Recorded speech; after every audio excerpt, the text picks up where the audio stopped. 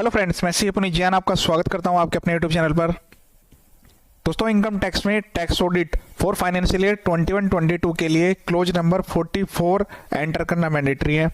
Close number 44 को लेकर मैं आपको कुछ ऐसे पॉइंट्स बताने वाला हूं कि जब आप वो कंप्लायंस के लिए वैल्यूज एंटर कर रहे होंगे तब आप इन पॉइंट्स को यूज करके वहां पर क्वालिफिकेशन में अदर पॉइंट में इसको एंटर कर सकते हैं। तीनों पॉइंट्स अलग अलग हैं, तीनों वैलिड पॉइंट्स हैं।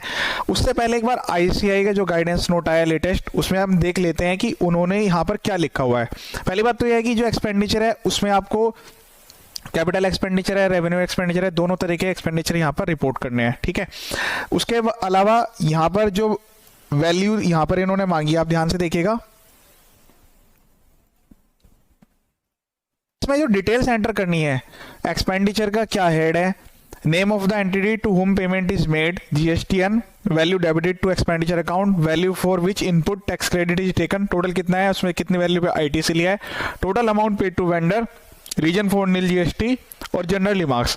तो इस तरह की वैल्यू आपको यहाँ पर एंटर करनी है। अब इसमें यहाँ पर इन्होंने खुद भी लिखा हुआ है कि यदि एसएससी इस पोजीशन में नहीं है कि वो डिटेल्स नहीं दे पा रहे हैं या फिर अप्रोप्रिएट नहीं है, डिस्क्लोजर पूरा कंप्लीटली नहीं आ पा रहा है, तो डिस्क्लेमर जो है आप यहाँ पर दे सकते हैं। उन्हीं पॉइंट्स के मैं बारे में बात कर रहा था और वो मैं आपको पीडीएफ में भी शेयर कर दूंगा या वर्ड में भी आपको मिल जाएंगे। टेलीग्राम चैनल से आप उनको डाउनलोड कर सकते हैं। ठीक है, अब यहाँ पे इन्होंने पॉइंट भी लिखे हैं कि क्या डिफिकल्टीज आएगी जब हम इस क्लोज नंबर 44 को रिपोर्टिंग करेंगे। ठीक है, क्योंकि काफी यहाँ पे इन्होंने लिखा है कि जो एसएससी है उन्होंने डिटेल्स मेंटेन नहीं की होगी एक्सपेंस वाइज।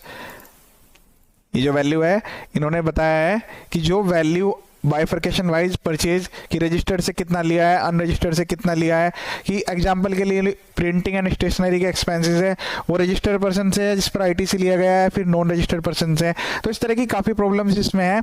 आईटीसी से रिगार्डिंग भी है, दूसरा आरसीएम के अंडर में भी है। एक पॉइंट ये भी आता है कि जो परचेज है वो कंपोजिशन रजिस्टर्ड पर्सन से हुई है या रेगुलर से हुई है, तो उसके लिए भी कोई ऐसा सॉफ्टवेयर नहीं है, या तो 1 बाय 1 पार्टियों को चेक करना होगा पर, लेकिन यहाँ पर नंबर ऑफ ट्रांजेक्शन्स काफ़ी आई हैं तब इसमें ज़्यादा प्रॉब्लम आने वाली है। तो चलिए फिर एक बार देख लेते हैं कि हम क्या पॉइंट्स हैं जिनको हम रिपोर्ट कर सकते हैं। वो बेटर है कि आप रिपोर्टिंग करें प्रॉपर तरीके से, बट उसमें डिस्क्लेमर भी डाले, वो सबसे बेस्ट। तो यहाँ पर हमें क्या करना है, close number 3 of form 3CA या फिर close number 5 of form 3CB, वहीं पर क्वालिफिकेशन टाइप में हमें अदर सेलेक्ट करना है। दोनों फॉर्म में ये ऑप्शंस आते हैं। पहली सिचुएशन है कि जो इंफॉर्मेशन है जो कि क्लोज नंबर 44 में एंटर करनी है वो प्रोवाइड नहीं की गई है। As inform by the SSC, the information required under clause number 44 of form 3CD has not been maintain in absence of any disclosure requirement thereof under the GST law.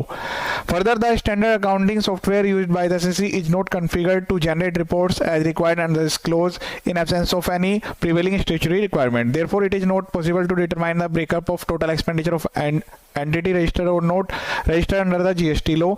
In view of the above, we are unable to verify and report the desired information in this clause. पहली situation तो ये हो गई कि पूरी information ही provide नहीं करनी।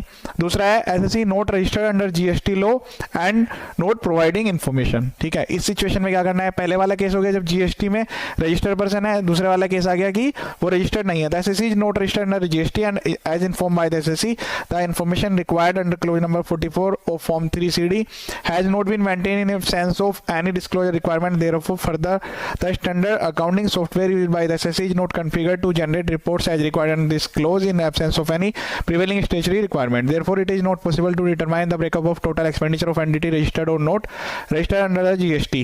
In view of above, we are unable to verify and report the desired information in this clause. जो थर्ड वाला सिचुएशन है वो सबसे बेस्ट है, आप ये लिख सकते हैं, क्योंकि इसमें जो है सब कुछ कवर कर लिया गया है। ठीक है, लिमिटेशंस की वजह से या इंफॉर्मेशन हम ऑब्टेन नहीं कर पा रहे हैं, वो दोनों पॉइंट कवर हैं। As inform by the SSC, the information reported under clause 44 of form 3CD is based on the information extracted from the accounting software oblique relevant GST report. However, this may not be accurate as the accounting software used by the SSC is not configured to generate report as required under this clause in absence of any prevailing statutory requirement. In addition, the software system does not capture information relating to the entities following under combustion scheme or supply with ineligible credit. Therefore, it is not possible for us to verify the breakup of total expenditure of entities registered or not registered under the GST law and unable to comment on accuracy of information provided therein. Total expenditure reported under the clause including capital expenditure however does not include depreciation, bad debt and expenditure which is not as supply as per the GST. तो ये सबसे best situation है. आप ये वाला देख सकते हैं कि भाई इन्फॉर्मेशन तो मिली है बट लेकिन थोड़ा लिमिटेड है. तो मैंने आपको बता दिया कि तीनों सिचुएशन है, तीनों में से जो आपको बेस्ट लगे आप उसको यहाँ पर यूज कर सकते हैं. पर रिपोर्टिंग आपको करनी है, ऐसा नहीं है कि बिल्कुल भी आपको रिपोर्टिंग उसमें नहीं करनी है क्योंकि क्लोज जो है वो मैंडेटरी है फाइनेंशियल 21-22 के लिए. इसका रेलिवेंट एसेसमेंट है 22-23. तो ये पॉइंट लिखने के बाद जो इन्फॉर्मेशन आपने सबमिट की है उसके साथ साथ आपने यहाँ पर क्वालिफिकेशन भी दे दी. तो ये बेस्ट तरीका है इसको रिपोर्ट करने का. इसके अलावा चैनल पर काफ़ी सारे वीडियो मैंने अपलोड किए हुए हैं, आप जाकर चेक कर सकते हैं. इस वीडियो को देखने के लिए थैंक यू सो मच.